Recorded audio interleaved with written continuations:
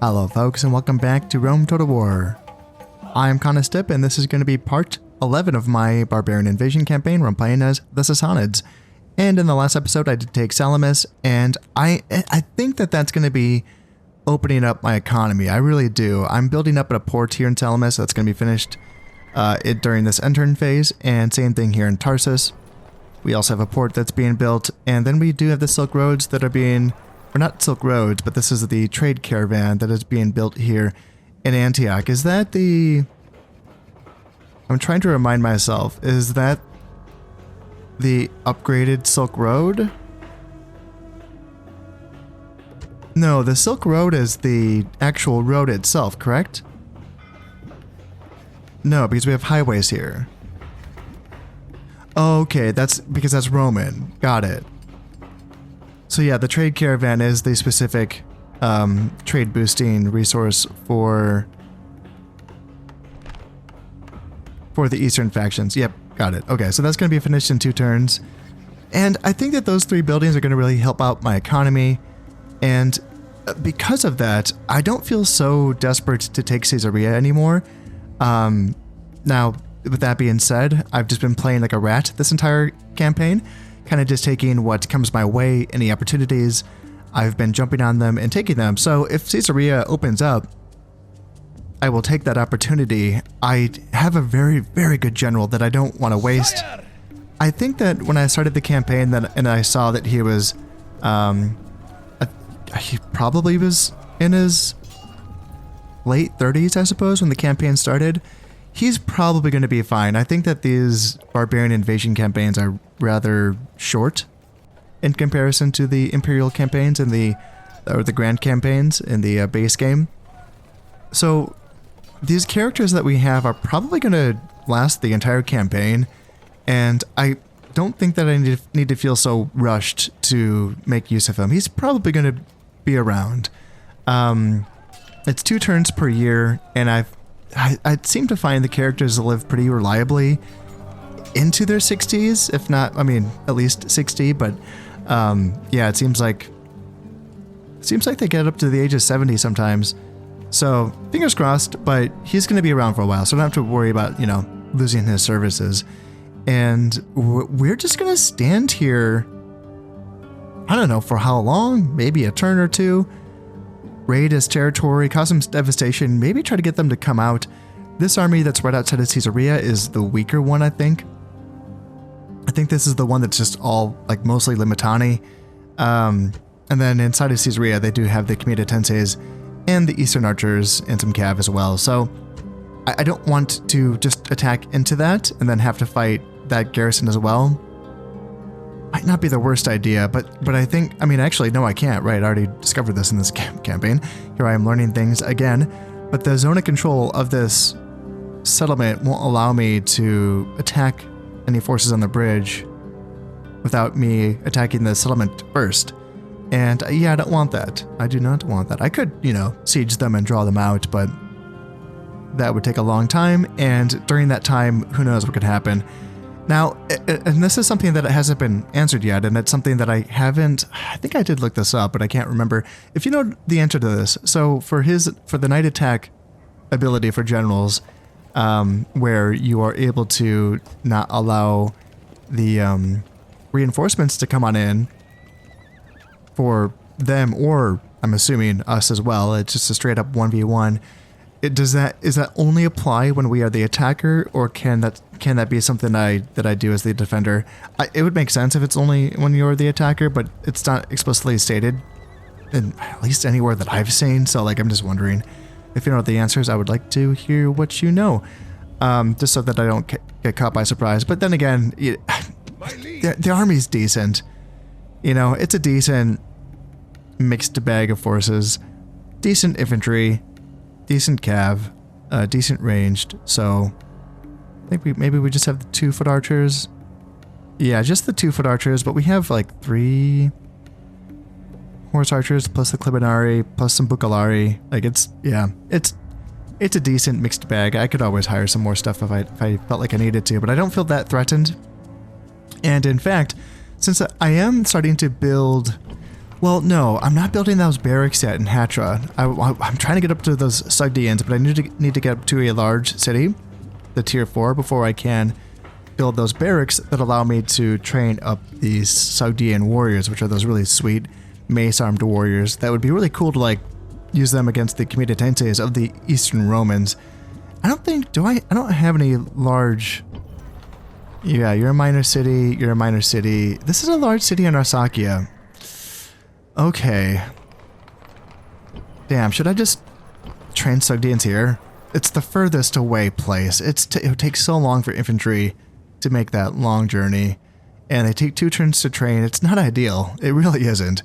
And there's camels in this province. So like if anything, I was thinking Arsacia would be kind of a good camel training place, which is fine because they have the speed of cavalry on the strategy map, so they can go as far as Cav can. And yes, that's what I was thinking, but man, it is a large city. So it is I could just like, how far away am I from oh, I don't even have a tier 1 here. Oh man. Okay. So I would have to build 4 buildings to get up to a tier 4. Yeah, I can't even get basic spearmen here. Yeah, I don't fancy that. I feel like in that time that I'm building up those buildings, I could just get myself up to a tier 4 here in Hatra.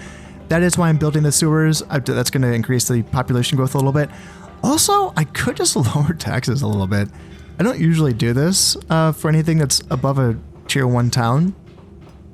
I typically find that once things are past that tier 1, then they are at least useful as a training grounds for some stuff. You know, I can at least get some range units and some cav units or whatever. But since I am really pushing for those high tier units in this campaign and I want to use them before the campaign ends, how about I just find a little middle ground here? Let's just drop it down to a normal tax rate, get an extra 0.5% on the population growth. That's going to give me an extra 0.5 from the sewers, bring me up to a 2.5.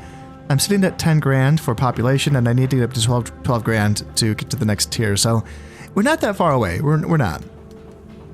And I could even build the communal farming as well after this to give me an extra population boost if I felt like I needed to. So we should be fine here in Hatra. I just need to give it a little bit of love and attention. So I don't want to go crazy with my spending, thinking that like I feel like I'm going to be like making a lot of money soon, but I feel like I should just hang out and just take it easy, take a deep breath, and chill. I suppose I don't like chilling, but my eyes are yours.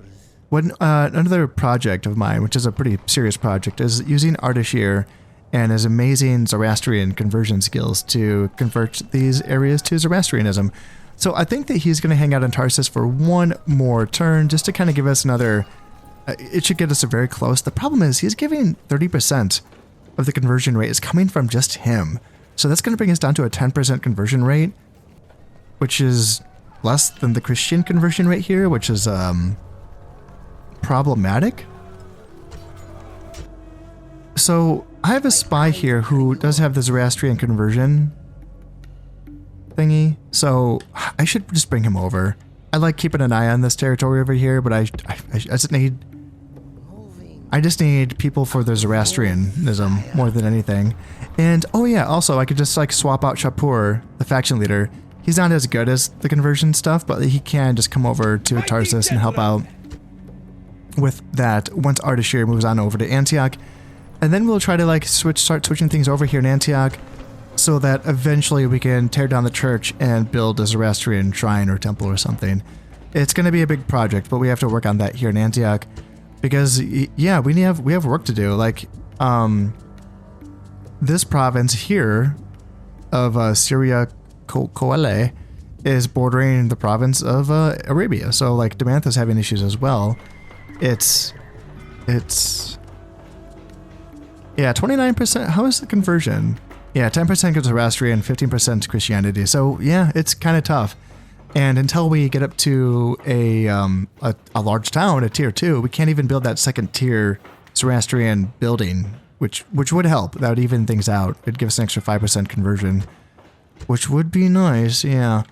It's tempting just to continue to like spam out spies and diplomats to try to get that Zoroastrian trait going. I think that's what I did with him, but then I didn't get it. I wonder.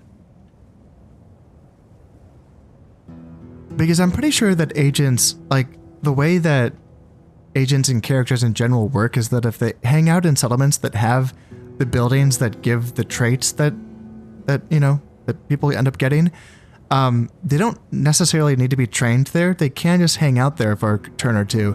And it's a percentage based on each turn. So, the more time they hang out in the settlement, the better chances they are of getting the specific trait. So in Tarsus, like if I just bring them back to Tarsus, yes, mighty lord, and maybe he will just get the Zoroastrian trait eventually. I mean, it's 68% Zoroastrian. We have a Zoroastrian temple here, so yeah.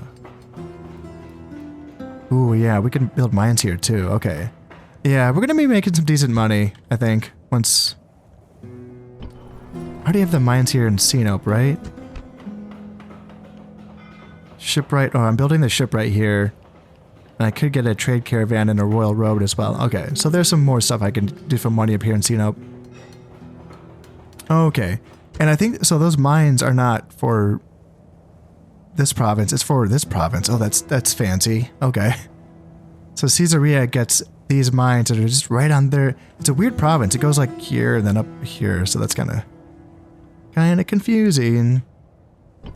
All right, well that's fine. We have a little side project to work on with converting places to Zoroastrian, and yep, we'll just kind of be a little rat around here, around Caesarea, and see what the Romans want to do with me. If they want to come out and play, we can come out and play.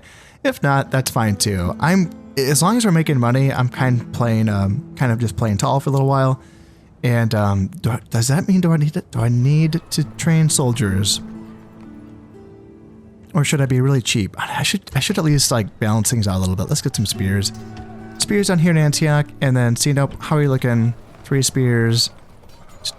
Archers, yeah, archers. This is kind of, don't want to be that negligent, Don't want to spend too much money, but I don't want to spend no money at all.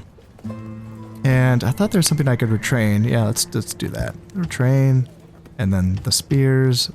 There we go. There we go. And then up here, we are continuing to hunt down these brigands. I could probably just use my 3 generals here to kill them. I'm just going to use my infantry and my other forces to just auto-resolve it. They're right there. So I kind of like, I checked out this army and saw that it was all peasants with just 1 rebel general, and then I forgot, and then I just sent way too much men. And then I remembered, and I go, oh yeah, that's stupid. Why do I have so much men up here to kill peasants? It's fine. I just want to auto-resolve it anyway. So with 3,700 left, do I need to spend it? I kind of feel like I should. I kind of feel like I should. Just like, what was I looking at here? Asakia might be okay. Fraspa, it's a minor city that doesn't have sewers yet. And that always just feels weird not having sewers in a minor city. So let's just do that. Get a little bit of population growth. It's only at 1% right now, so we can get it up to a large city eventually. Artaxata is sitting at 75% normal tax rate, so they're okay in that regard. Their corruption's not that bad either. So I don't feel like Artaxata is desperate for anything. And then Kotais, do they need a sewer as well? Zoroastrian temple.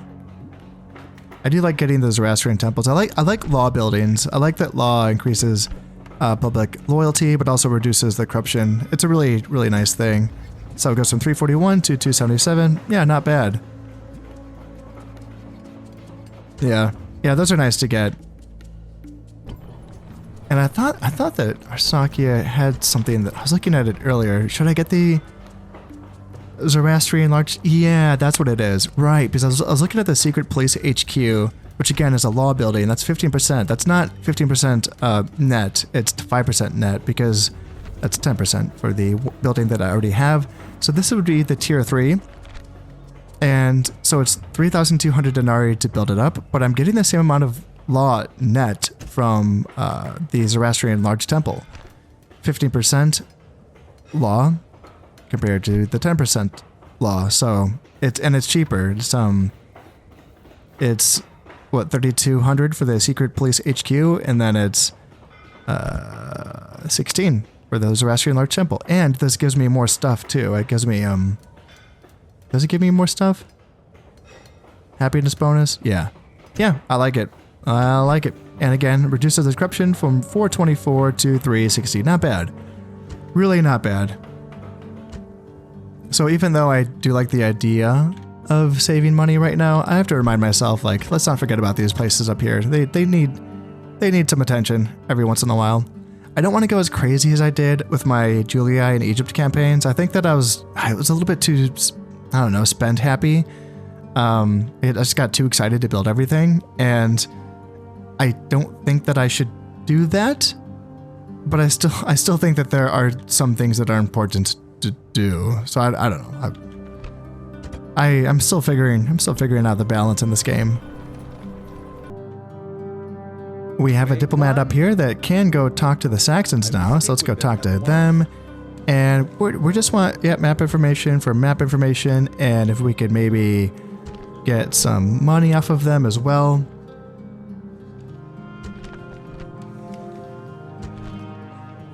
And they're turning it down. Okay, well, what about, can we just, they said it's really generous, but can we just do that? No? Alright, we'll just talk again tomorrow, and and by tomorrow, my next turn, and we'll see. I think I've already talked to the Burgundians. I think I have. Yeah, because we already have their map information, so that would make sense. Okay, and then I think I just have a diplomat down here that needs to be moved. Where are you? You're here. Yes, my liege. And you're not Zoroastrian, are you? Moves, sir. You're not. God, man, you're 51. You got nothing. Bagabinga. Okay, come on. Is that a name? It's a pretty fun one. It's a fun name. I like that. I like saying it. Bagabinga. Now let's just go here and just taxes. Yeah, we're keeping Hatra at. We're keeping them good because we want to boost that population loyalty. And Sinope is very high. Yep, love it. Antioch, Tarsus, Salamis.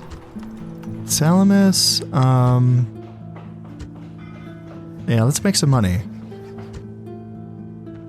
And then let's drop that save. And let's see if the Romans want to do anything with Melchior's army. Ooh, that army is going away. Huh. Okay. I'm in their territory with a very capable army. Like, what are they doing? Oh, well, oops. Man,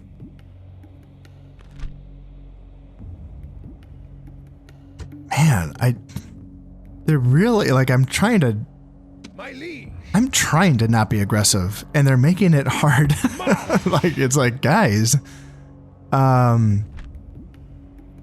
yeah, that's like their best units, you know? And if I can take them out, like, could they get back to Caesarea? They could. If they continue in that direction, and I feel like I can lay siege to Caesarea, and then... My liege. Oh dear, that would be a tough fight, you know? Using towers and ladders to, you know, fight Comitatenses. It's just the 2 units, but still. Why are they damaged? There's no plague. Is that from fighting brigands? Yeah.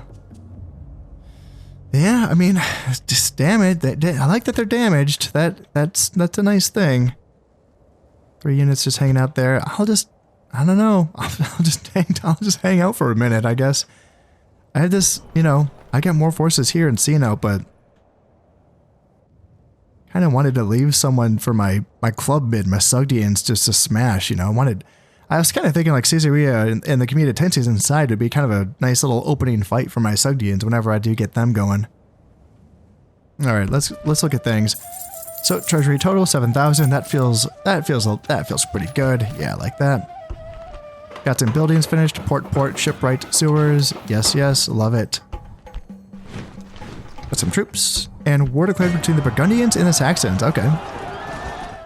All right, and here, can we go straight to shipwright? So is this going to give us money? Oh my god. Oh my god. It's going to give me an extra 700 denarii. Holy shit, Salamis is insane. That's not even, I haven't even built mines here. Jesus Christ. That's insane. And the trade caravan, that would actually boost let's just boost trade. Just that would give me 200. Oh my god. That's insane. So 3 more turns, I'm going to have that. And then, yep, 1 turn, the trade caravan's going to be finished. And then Tarsus can build the mines. This is the upgraded mines here. Get me up to 385 from 220. So like an 160 boost. Yeah, not bad. And Christianity is causing unrest, eh? 15%. And do we have to keep him here? I don't want to. I don't want to. I think that if I bring you here, and then diplomat, did you get any traits? No, you did not. And then spy, so yeah, you're Zoroastrian. Okay, so if we're looking at 35% of the conversions coming from characters, 5 of that is from the spy. So, Ardashir, you pop out, and then Shapur, you come in. And then how we're looking. So, 50%? 50%? He has 50% conversion rate? What's going on? What? What the hell is going on here? I thought that Ardashir...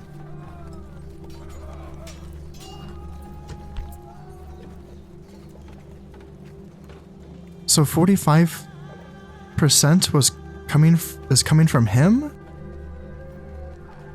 Or no, 35% is coming from him.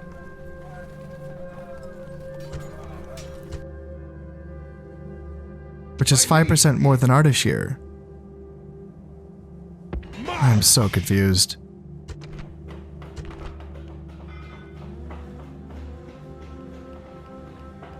Okay, well, I mean, I'm not going to go back and check what Shapur... I mean, it doesn't make any sense because Shapur...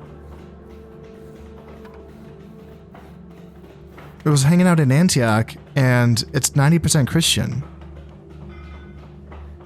So, by having Ardashir inside of Antioch right now, we have a 50% conversion rate for Zoroastrian compared to the 25% for Christianity. So, like, you know, he should do what he just did in Tarsus and really get things going here. I'm really confused by what I'm seeing. Yeah, I'm not really sure.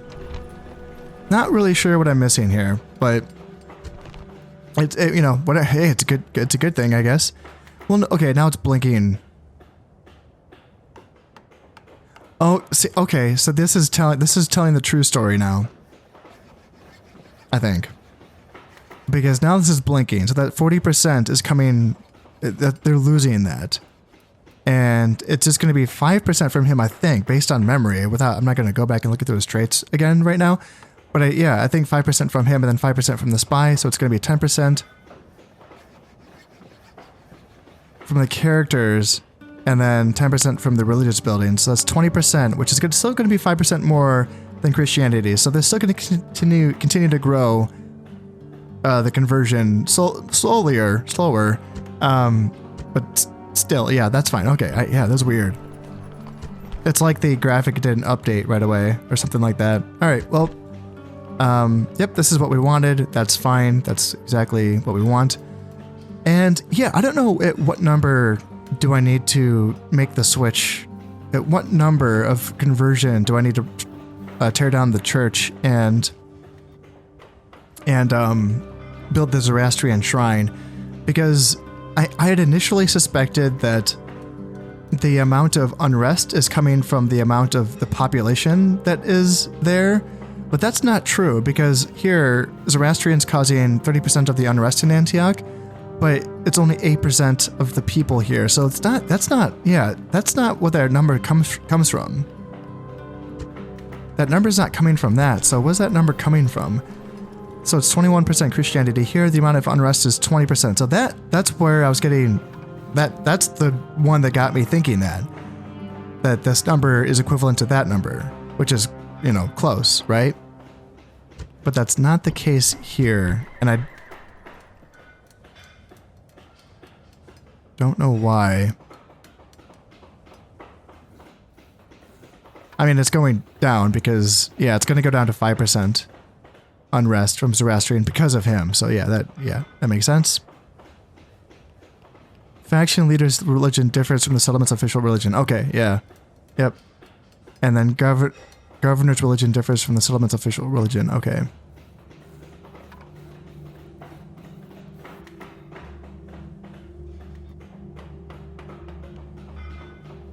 So, it's hard to say. I feel like it needs to go over 50%, at least over 50% Zoroastrian before I make the switch. That's just a guess. I don't know. Because if I take a 50% hit from, Christian unrest, it's not going to completely switch over, and I'm not going to immediately take 50% hit to my public order, because I will be negating the 10%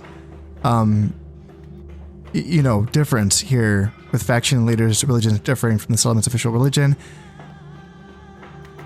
Well, no, because that won't happen in that first turn. That'll happen in the turn that I build the shrine. Okay.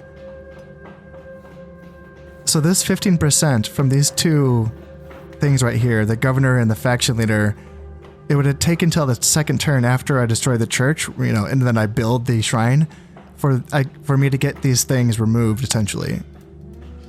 So they wouldn't be immediate. Okay. All right. Yep. Lots for me to learn, but that's okay. That's okay. Can I kill this guy are you gonna? Assassin ready. Are you gonna kill? 51% chance. Oh my god! I lost by a really good assassin.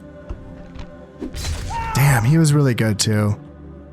I should have maybe brought him over here to kill this guy, the one influence dude.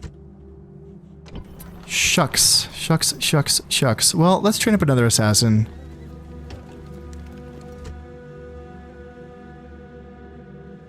Yeah, they're expensive, but I don't like having these diplomats just hanging around. It's making me nervous. Oh man, the Romans have lost Sidon to the separatists. That's bad news for them. As I said, I just intend on auto-resolving this, so let's come up here. And, oh, well, actually, hold on. I mean, they're not in my territory anymore. So, not my problem. Nope, yeah, their feet are across the border, so they are not my problem anymore. I mean, who's gonna come and do anything about it? The Roxolani? I don't think the Roxolani own this territory. I think that's just rebel territory, so... Yeah, they might be there for a while. And, yeah, I'm fine with that. They're not bothering me. So now I have these 3 generals that can go back to doing their job of...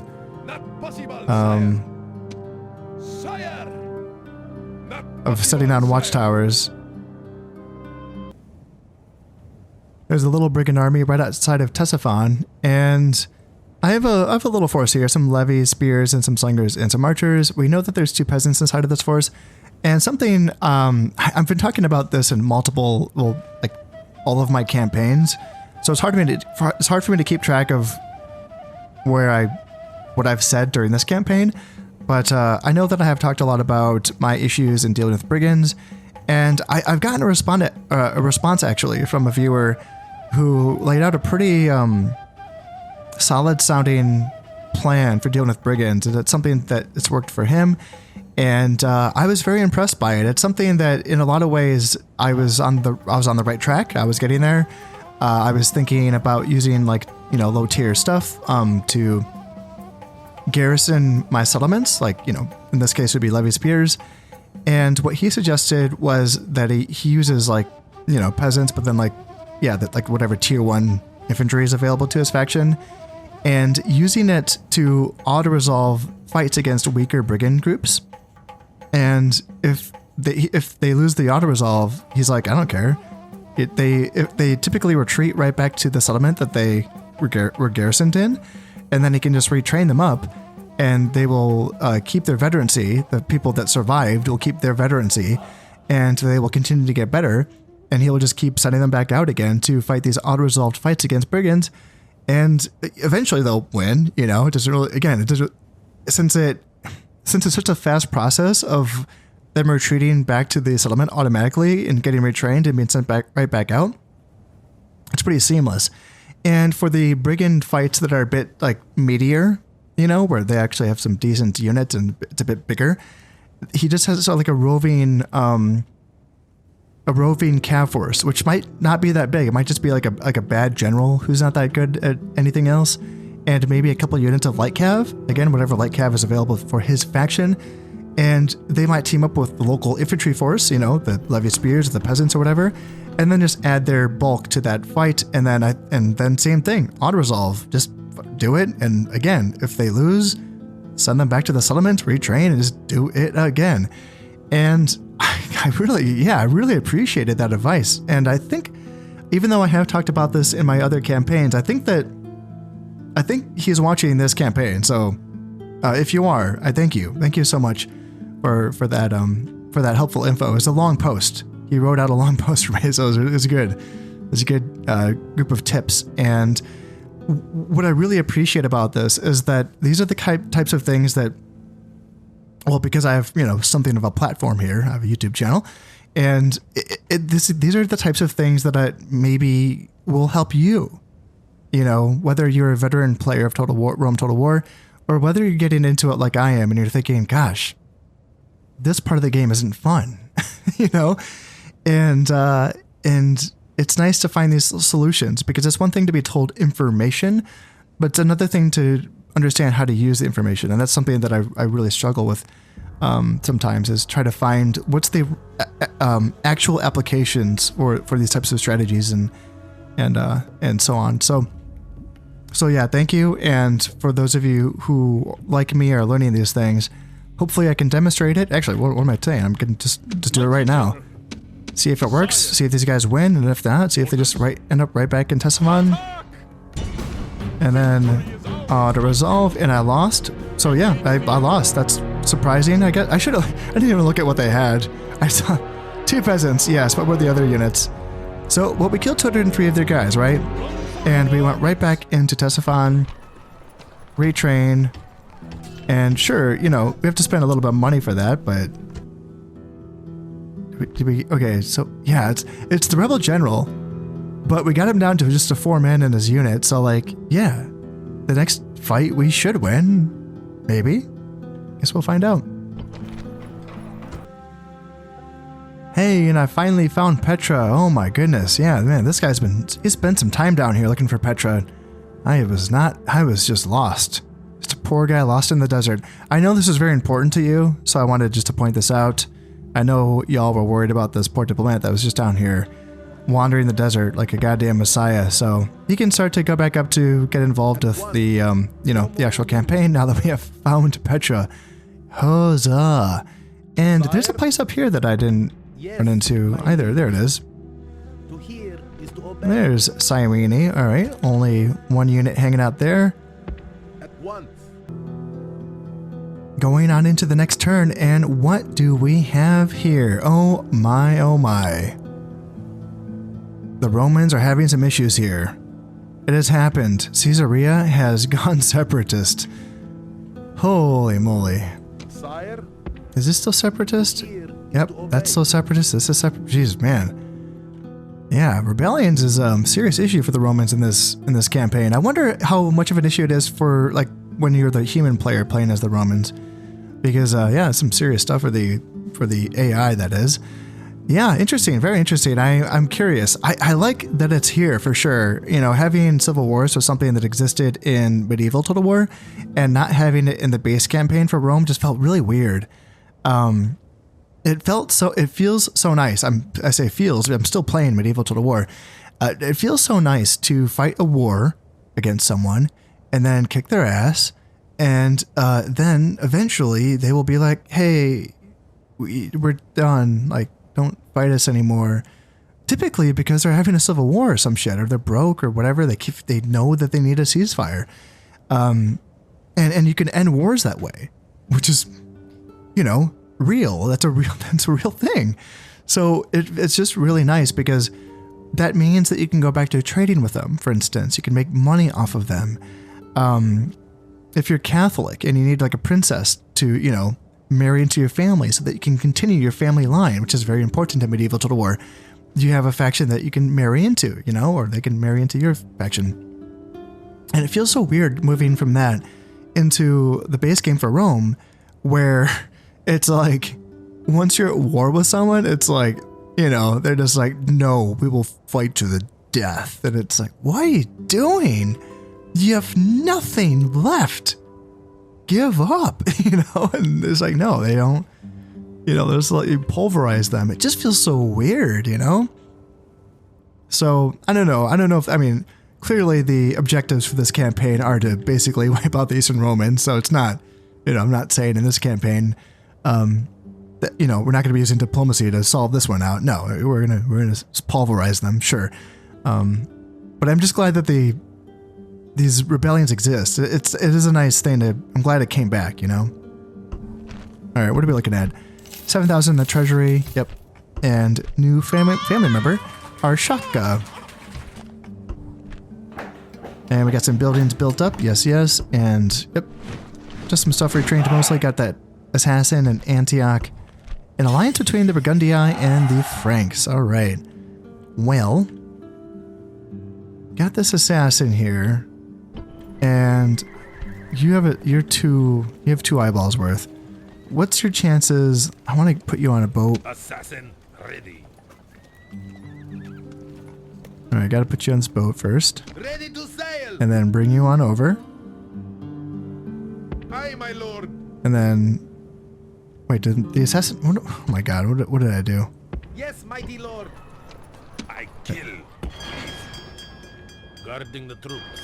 Bring you on over. Yes, and can you kill this guy? 48% chance. God, damn it. To please you. He shall be extinguished. No go. Misses target. Ready to sail. Well, this is how you learn, you know. This is how you get better. Sire. I mean, I suppose I could find I don't know, an easier target maybe. Just like an army captain. Yeah, that's something I could do. Ooh, public order down to 50%. Okay, all right. So Antioch, so what's happening here? Tell me a story, Antioch. What's going on? So we're looking at 30% unrest, and right, that's because, right, okay, see, that's equivalent. That is equivalent. The amount of Zoroastrian people is the amount of unrest.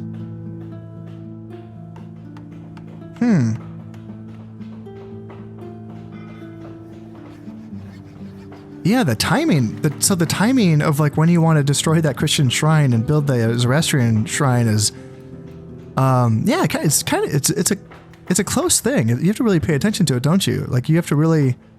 I'm still thinking maybe the number is 50%. Like maybe next turn is when I destroy the church. Yeah, I don't know. I do not know. All right, can I make some more money by building a dockyard here or no? Because I don't have any more ports to trade with? No, because I'm just trading with Salamis. I get it. I understand. So Spice Road. What about that? Will that give me some more money? Yeah.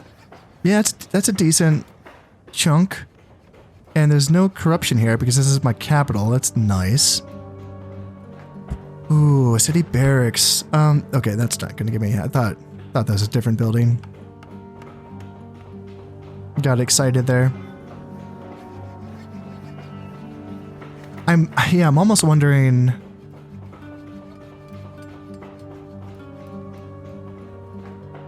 I guess I don't want to build anything because these all take multiple turns to build, and if I plan on building a Zoroastrian shrine soon, then I should probably chill. Yeah. Yep, probably should chill out for a second. I haven't even looked at this. Just the most important thing right now is this, and I haven't even looked at it. So I don't think. Let me look at this. So. Right, so it is different. So in medieval Total War, when there's like a civil war, it's the actual like existing armies that split off. Whereas here, this isn't an existing army that split off. This is a newly spawned force, whatever this separate force is here in Caesarea. It's a new thing, and therefore, you know, these are the forces that were there. The Comitatenses, the Legio Lanciari, the Eastern Archers. They all are there. And, yep, that little force as well. And then that force that is coming back, it looks like. Mighty General! And then they kind of look like they want to advance on Sinop. They really don't. They don't want to do that. Because my force in Sinop can beat them. I would imagine so. I'm kind of tempted to let them to bang their heads against Caesarea.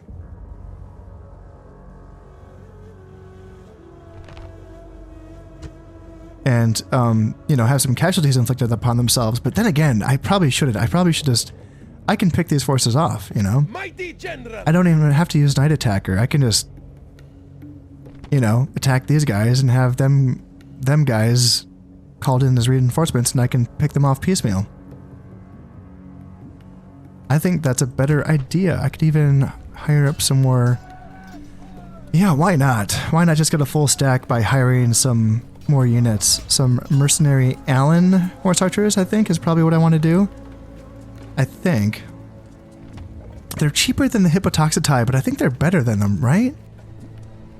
Yeah, they have better melee attack. They have better missile attack. They have better defense. The armor's the same. It's the defense skill, which is higher. And they're cheaper. Yeah, funny. It's a funny thing. They have better stamina than the Hippotoxetai. It's just like everything about them is better. Yeah, so let's hire them. And then let's attack these guys. And yeah, that's going to bring in those guys. So it's going to be Mercenary Equites Veterani, and then Hippotoxetai, another mercenary unit, and then Eastern Archers is going to be in the initial army. And then here it's going to be 2 Comitatenses, 2 Legio Lanciari, Eastern Archers, Sarmatian Archers, Mercenary Equites Veterani, Peasants, and these are all damaged units except for the Peasants. The rest of them are all damaged, so they're like a 2/3 strength, I believe. Let's see if we can wipe them out.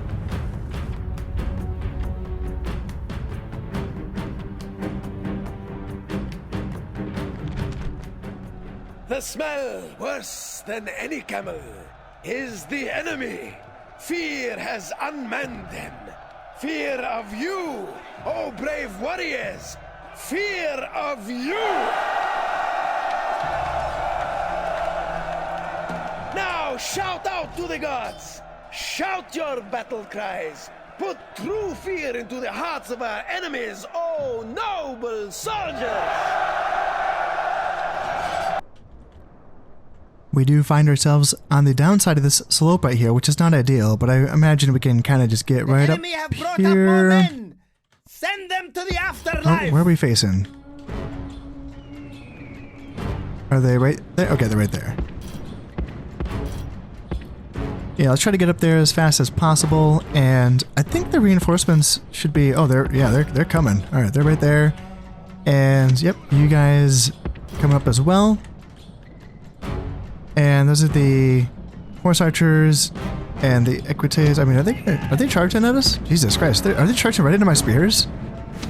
All right, that's fun. what are they doing? All right, Klibinari, fight them here. I'm very shocked by this.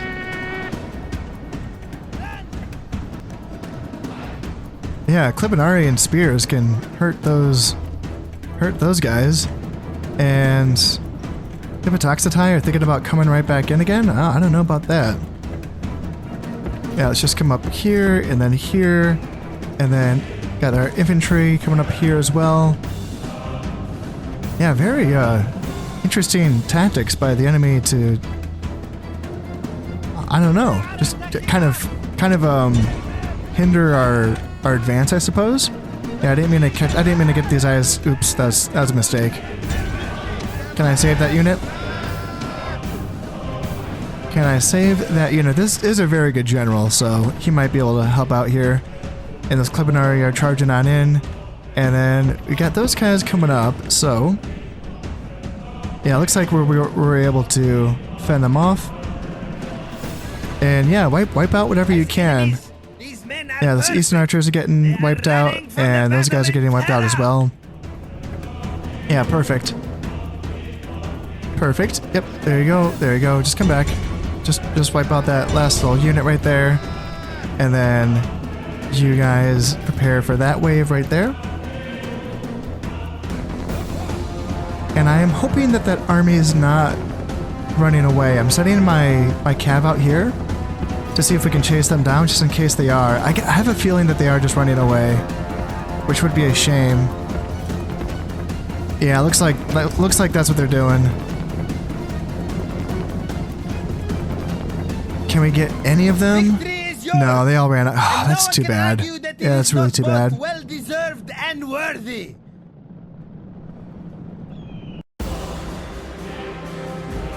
Well, we only lost 75 men and we killed 156. But yeah, pretty undecisive there, which is a shame. Victory is ours, mighty one. Sire. Yeah, I don't transgression. What's going on here? As the Romans, we value honesty above all other qualities and feel it would be less than honest not to inform you that your conduct of late has caused us considerable annoyance. Oh, they just don't like that we're like on their territory? Oh, well, I should have you know that I view you the same way that I view the Romans. Yeah, I do not see, I know that you're two different factions, but I view you the same way. So I don't really care. I don't really care that you are annoyed by me. Moving on to the next turn, and another man has come of age here, and this is going to be Cyrus, 16 years old. I think he must be the son of Ardashir, and he's not good. There's zero stats on him. Flexible, so he's cheaper to bribe. That sucks. 10% penalty on tax income. That also sucks. And then -1 from law. That's bad. Consider it governor. You would think that that would be good because it's -2 from unrest, which is good, but then it's -1 from law, so that's bad. In addition, that's a total of -2 from law from him. Zoroastrian, that's like the one saving grace. Thank goodness he does have the 5% Zoroastrian conversion, which is it's something, right? And then family tragedy. Esther has died. Must be one of the wives that has passed away. And then Arsakia, Zoroastrian large temple has been finished.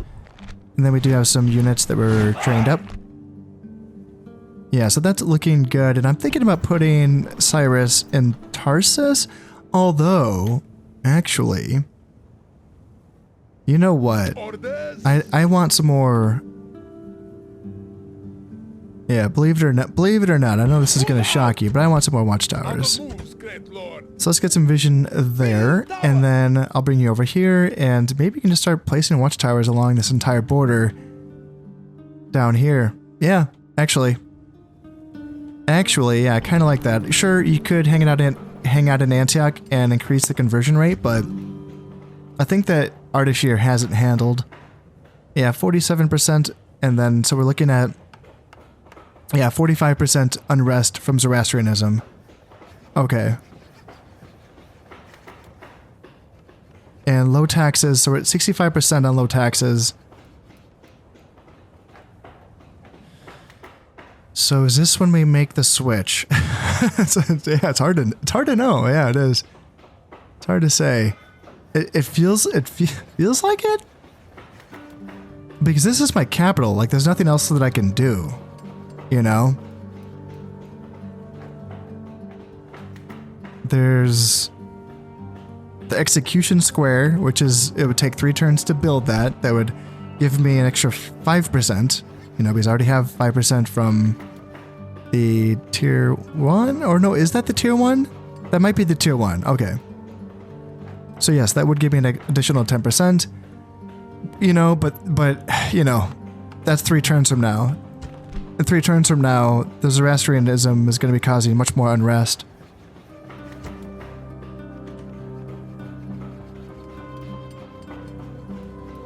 And the garrison's only at 30%, so like recruiting peasants, would that help out? Nah, maybe. I don't know.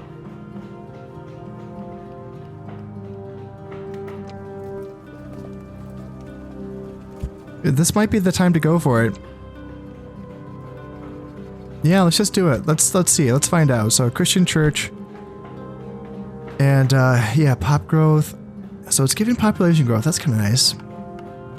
Happiness and yeah, conversion. So let's destroy that. So that dropped us by 5% by destroying that. And then we build the shrine. That's going to give us back up to 5%. And I'm pretty sure that the buildings are counted before the next, like the intern phase is over. So I think it's going to be counted at 65%, I believe. So we will have like 1 turn of rioting, I think, but then it should stabilize once these things kick in. Oh yeah, that's already gone. The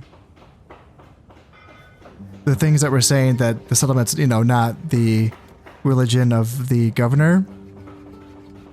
But we haven't finished the shrine yet, so you would think that those things would still be here, but they're not.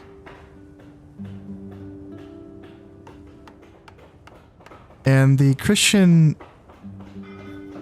unrest is going to go down from 50% to 25% because of his continuing conversion. So that is going to... I think that's going to be counted before that end turn phase. So I think that that's not the real number. I think. Maybe. I don't know. I think we're going to be okay. Yeah, I think we're going to be okay, but, you know, we'll see, I suppose. And Christianity, so neighboring regions.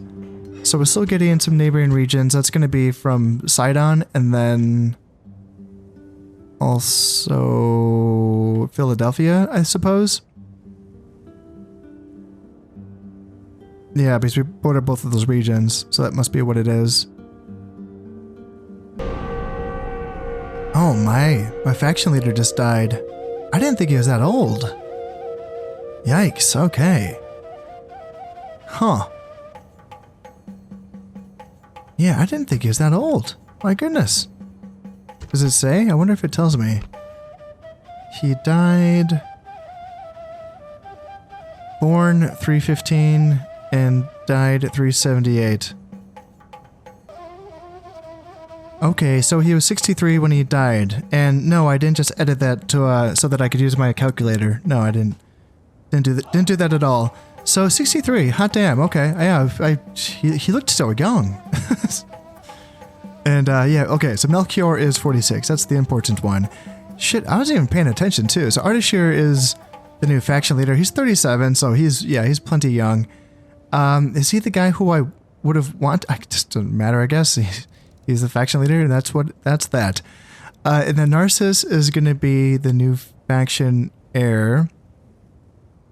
And he's a brother of Ardashir. Okay. Yeah, I don't know if I want you to be the new... Definitely don't want... Oh, yeah. Yes, I guess not bad. Let's see. 27... Yeah, I don't have to start thinking about picking a new faction heir anytime soon. Kind of like Soros. Soros looks okay. Obsessional Trainer is nice. +1 morale. Mine... Ooh. Okay, yeah. Doubts about Zoroastrian. It's still a net positive for morale because he has positive is +1 morale as well. Yep. Yeah, he's not bad. I'll keep an eye on him. Soros. Okay, how are we looking? So 8,000 in the treasury is okay, and then, yep, Ardashir is the new faction leader, and then Artavardia is the new family member as well. Got some buildings built up. Our economy should be picking up here, and it seems like it is. I did start training some camel warriors, some armored camel warriors in Antioch. Now that I have the money for it, I may as well start building up the nice fancy army that I want. And I'm starting with a cheaper unit. They're cheaper than the cataphracts, so I'm going to be going armored camel warriors first and foremost. Yeah, Tarsus doesn't have Shapur anymore to keep them happy. How's their conversion rate? It's still 20% with Zoroastrian, so that's fine actually. Yeah, they're okay. That's gonna be okay. Antioch, I believe, should be fine. Yeah, 73% now. Yeah, nice. Very, very nice. Yeah, neighboring regions is 20%. I think it's time to bring him on over to Salamis. Because since Antioch is a huge city, I can just keep teching up the Zoroastrian temple. It's not going to be capped out anytime soon.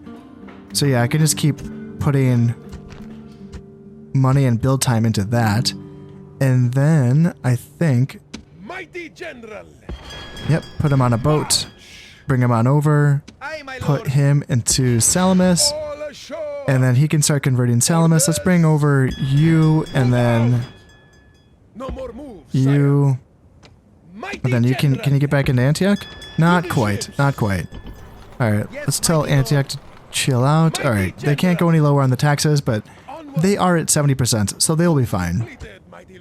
Yeah, they'll be okay. And I could have brought back some of the army, but I think I'm just going to keep them here just to be safe, just to, you know, keep the garrison level where it's at 80% until this is converted from paganism, actually. Not so much Christianity, but paganism. Okay. Do they have a temple here? Temple of Sol Invictus. That's cool. Okay, that's a law building. Interesting. It doesn't translate over to Zoroastrian, is it? No, I don't think it is. Okay. Is it time to build mines here? I think it might be. I think it might be because I don't have to worry about building that shrine anytime soon. It's going to be a couple turns at least before I need to build that Zoroastrian shrine. So I may as well spend that time on... I wonder how much trader gets me here. Yeah, it's a decent income as well. Let's get these mines though. Yeah, 330 just from that. Oh, it's so nice. Man, Salamis is good. Here we have the martyrdom of Saint Eusebius. Eusebius? Something like that. Probably not. The bishop of Samosata in Syria has been martyred by a roof tile that was hurled at him during a church ceremony. Eusebius has defied the Arian emperor Constantius in 361 by refusing to hand over the records of the Synod of Antioch. Despite the threat of losing a hand, his resolution was so impressive that Constantius let him go unharmed. Okay, and then Narcissus has been married. Okay, that's wonderful. And the elite cavalry stables has finally been finished here in Ctesiphon. Nice. Yes, now we can start recruiting those elephants. Woot woot. Or should I say hoot hoot? Yes, okay. Let's come down here and continue to build. I'm bringing, I don't think I told you this, but yeah, I just decided I'm taking Melchior for a walk. He's just going over here building watchtowers. Since, okay, so the Romans did take back Caesarea. They just did that in this turn. Okay. Okay. It's fine. It's fine. Sinope is well protected. Tarsus isn't. Maybe I should start heading back. I've been kind of like taking them very lightly and not really taking the Romans seriously. Because they haven't been very aggressive towards me, but that could change. Surely that could change. How are we doing here in Salamis? So yeah, 20% Zoroastrian here. Yeah, let's see here. Can I bring... I feel like I want this spy back out in the field. Maybe the diplomat as well, since he's not offering any conversion, anything. So the spy is just giving a 5% conversion rate, and we're sitting at 20, so we'd still be increasing without him. So let's do it. I want some more vision. Do we know what these guys have? All right, so this is the Limitani stack. All right, not too worried, but again, I can't just ignore it, right? And then let's bring my diplomat out here and see if we can find out what we know about Caesarea. And this isn't too bad. Yeah, the stuff here, it's damaged. You know, it fought to take Caesarea, so it's a bit damaged. And do we have any vision on this? A little bit. So this is, yeah, we see some of the Comitatenses in this army. And one Comitatenses in this army, okay. Alright, alright. I'll continue to lay down watchtowers for now. Just kind of... I like having this vision. I like that my territory just goes all the way to Constantinople, essentially. Like, I can just, like, lay down watchtowers across this entire sector, which is pretty nifty. I was going to bring Cyrus from the desert here, where he was placed in a watchtower. I was going to send him up here to help out with these brigands, but that's going to take 3 turns? No, let's not do that. Hopefully, Court Dad and the garrison here in Hatra can deal with these brigands. Yeah, 4 javelin men, 1 peasant unit, and a general, 1 star. We'll see. I'm not sure. 6 to 5 strength ratio. Hey, we got it. Cool. Victory is ours, mighty one. All right, let's go back and let's retrain our dudes. You, and then you. And then let's send the... I'm thinking about sending the Klebinari back to Antioch to get retrained, but I don't want them to get bribed by this frickin' diplomat that's hanging out here. I haven't been able to kill him. Yeah. Do I need to train up another assassin? Well, can't get any here in Hatra. And man, Hatra, man, I feel like they should be I feel like it should be at 12,000 by now, but it's not. It's taking its time. But we can get elephants here now. Hell yeah, look at that. Man, 1,790 denarii to train a unit of elephants. Holy shit. That's a lot. Holy man, that's a lot. Oh, Klebinari are more than Cataphracts. I just realized that. And Cataphracts are tier 4, whereas Klebinari are tier 3. That's interesting.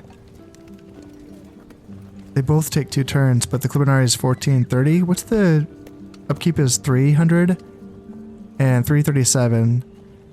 So cheaper recruitment cost a little bit, but yeah, higher upkeep for the Cataphracts. And then yeah, they have a better charge and a better attack and more armor, but they don't have the bow. The Klebinari has the bow, which is nice. But we're here for the elephant, right? Yeah, that looks pretty fun. Has a little archer on top. Special attack, bonus fighting cavalry, which is pretty sweet. And then frighten nearby enemy. Yes, that's nice. Good morale. Animals may run amok and then can't hide. And so it's my understanding that, so yeah, the flaming arrows will cause issues to the morale of the elephants and cause them to run amok. Essentially, it's not that the flaming arrows has anything special to it that makes the elephants like lose more morale.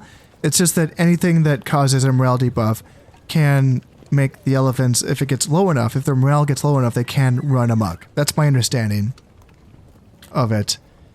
Please correct me if I'm wrong. So it's not that like flaming arrows has like a special, like, you know, anti-elephant debuff to it. It just causes whatever. It's the normal morale debuff, which, you know, I had a hard time finding information for that in the game files.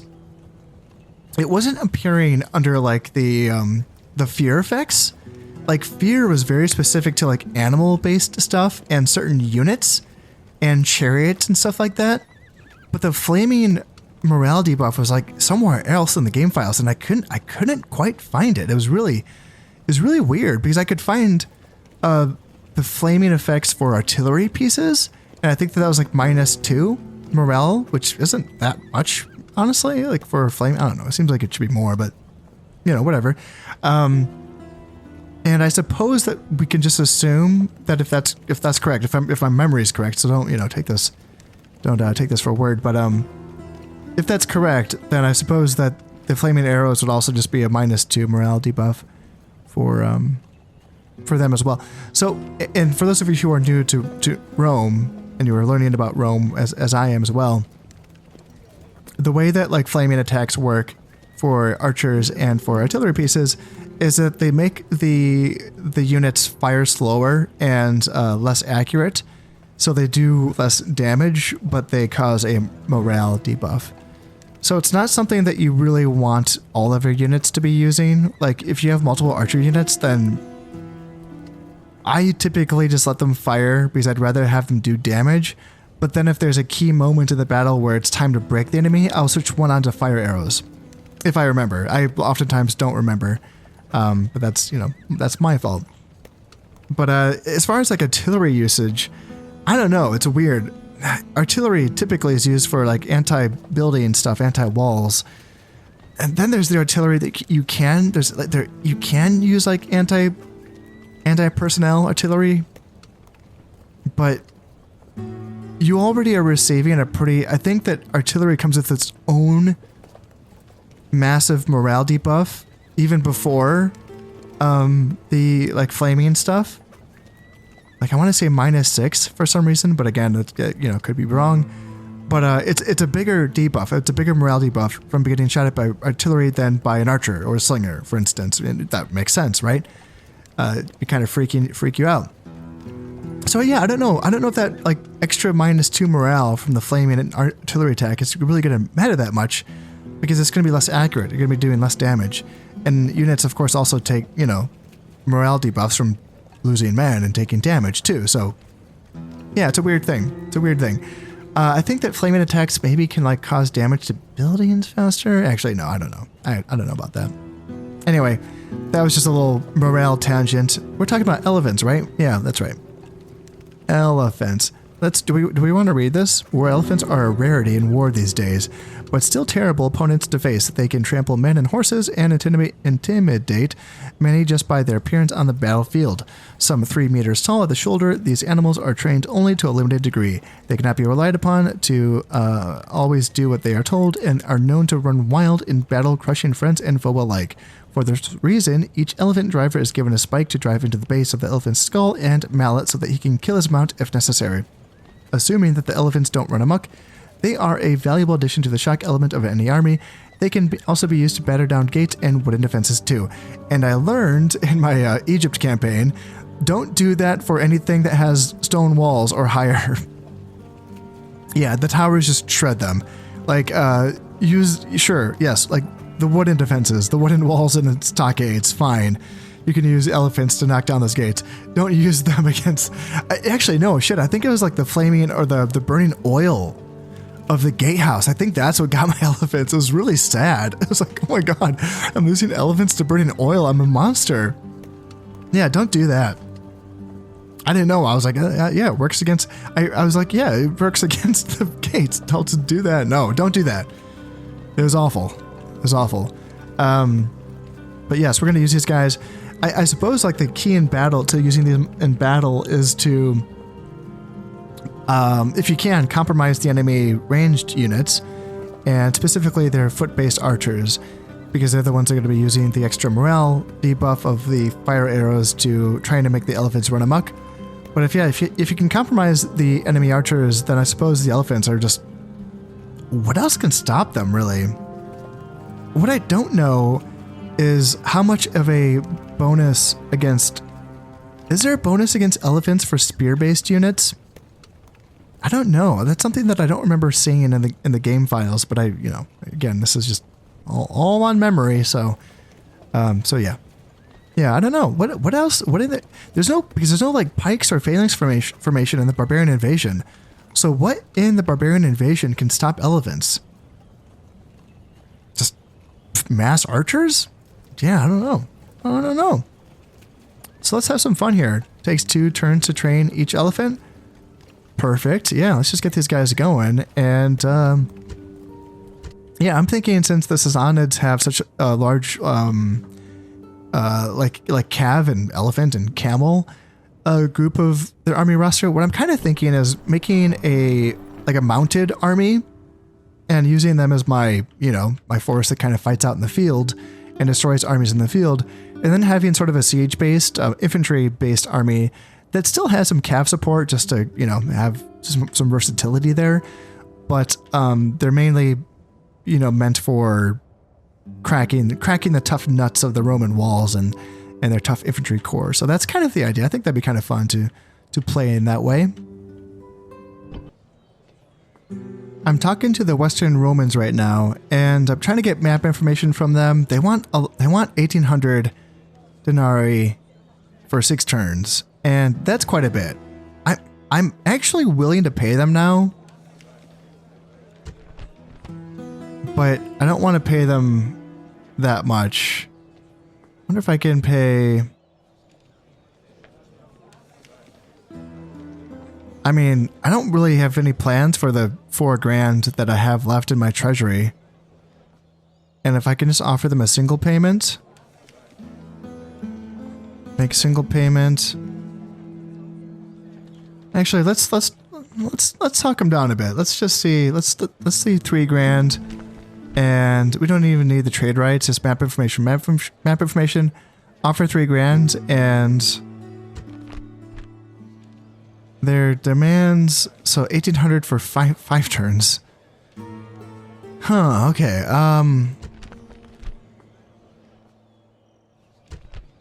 Let's try 4 grand, because I feel like.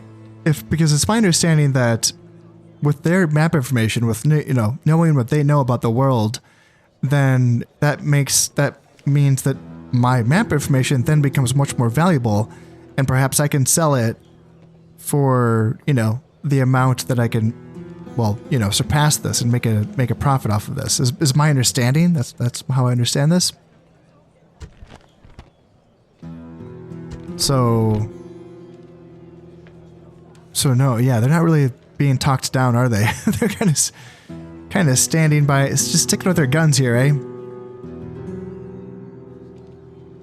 Yeah, we can call it off. That's not, I don't really want to pay 1,800 for 6 turns. That's pretty obscene. We have ourselves a suitable husband here, Artux Kashka. 26 years old, 1-star General Zoroastrian, and confident commander, yes. Yeah, he's young enough. He's young enough. I'll accept. I accept. Welcome to the family. And yeah, that 11,000 in the treasury. Oh, that feels better. Yeah, that feels pretty good. And I'm just building mostly temples. Yeah, I'm building a lot of temples, sewers, royal road. Got the mines in Salamis. That's gonna be very nice. I can build the upgraded mines as well. Got some troops trained up, mostly retrained, and then marriage celebrations as well. And where is he? I want to know, where is that man? Is that you?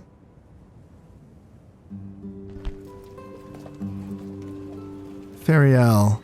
Okay, so your wife's name is Artix Kashka. Got it. Glad I don't have to say that name too often. Where are you at? Are you in Salamis? Oh. Okay, so you're another son of Ardashir. Got it. Okay, well, yeah, I don't need you in Salamis. Where do I need you? You're Zoroastrian. You can... Well, I mean, I guess while you're here, you are converting Salamis even faster. So, yeah, whatever. Hang out, I guess. You can help Dad. Yeah, help Dad out. Convert this place a bit faster, and... Maybe in a turn or 2 we can tear down that temple of Sol Invictus and we can build a shrine to Zoroastrianism. Do I want to start building mines here right now, or do I want to wait? I feel like waiting for the same reason that I had to wait in Antioch. Just because, if it's if we have to build that temple and we're like, 2 turns into building these mines, I don't want to get caught in a sticky situation. So yeah, let's just kind of chill out there. And Antioch. So I'm tempted to build a siege engineer. It would be nice to get heavy onagers. Yes, I can train the basic onagers here, which is fine for tier 3s, like in Sidon. So I could attack Sidon, fine. But I don't think basic onagers are really suitable for large stone walls. Maybe in large amounts it's fine. What do they have over here in Philadelphia? Just basic stone wooden walls? Okay. Alright. Yeah, maybe... At once. As long as the garrison is this small, maybe having just 3 basic onagers would be enough to take on Jerusalem. But I still feel like... do they have any epic walls? That's large stone walls over here in Ankara. And, oh my god, do they not have walls around? What is going on? Orders.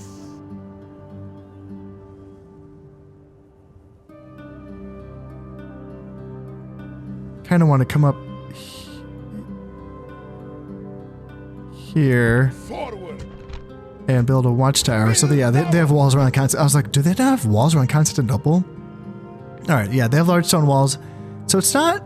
It is a huge city, but they haven't built the epic stone walls yet. Okay. And yeah, the garrison's small. Just peasants and something else. Okay. March. Moves depleted, mighty lord. Yeah, I'm going to come down here and build another tower. Yeah, the Romans aren't looking like they're too aggressive in this neighborhood. I'm thinking about bringing Melchior right down because since my territory expands all the way to like here, down here, I'm thinking about bringing them right across just to like continue placing watchtowers. I kind of like having all this vision out here. I'm actually pretty happy with the progress that I have made in this episode, even though militarily it wasn't very eventful. Still, it felt good just kind of converting some populations over to Zoroastrianism, and it felt good getting my economy on track. It feels good making some money. It feel free, which is a nice feeling. And I'm slowly working on getting my military up to where I want it to be now. I'm training elephants in Ctesiphon, I'm training camels in Antioch, and Hatra's gonna upgrade up to a large city someday, sitting at 11,680, and maybe 2 turns from now, maybe we can have enough people to upgrade it to a large city. So yeah, eventually we'll get there. We could be training Sogdian warriors here, Ctesiphon too, as well. They are available. No, we would have to build the army barracks, right? Yeah, I just don't want, I want this to focus on elephants, but yeah, we'll see. Elephants, and if I, feel like I could also train cataphracts here as well. Camel, cataphracts, all that fun stuff. Yeah, it's going to be nice. It's going to be fun. I feel like just like one army of each, like one, heavily armored mounted army of elephants and cataphracts and all that scary shit. And then like one army of just, like artillery and Sogdians and archers and stuff like that. And that might be enough. The Romans, again, I might be taking them too lightly here, but I feel like just kind of garrisoning Tarsus and Sinope. I have forces in Salamis that I'm being very conservative with, just until Salamis feels like it's okay. But they can be brought back to garrison Tarsus relatively soon, I imagine. If not, close to now. I would have to bring them back to Antioch to get them to retrained, but that wouldn't be that big of a deal. And yeah, it feels good. Yeah, it feels good. I'm excited to, I hope there's some Romans left to kill once I get my big fun armies out on the field. But it's gonna be, it's gonna be a while for sure. But still, I'm glad to finally. I kind of feel like I'm out of the shadow of the opening of this campaign, which felt like I was in the shadows. Look at all my watchtowers. I like that too. I like being able to see my empire. I dig it. So we're working on it. So before I go, I just wanted to say that if you're enjoying these videos and you would like to support the channel, then consider subscribing, liking, and sharing. It all helps immensely. So until next time, this has been Concept playing Rome Total War Barbarian Invasion. Thank you very much, and goodbye.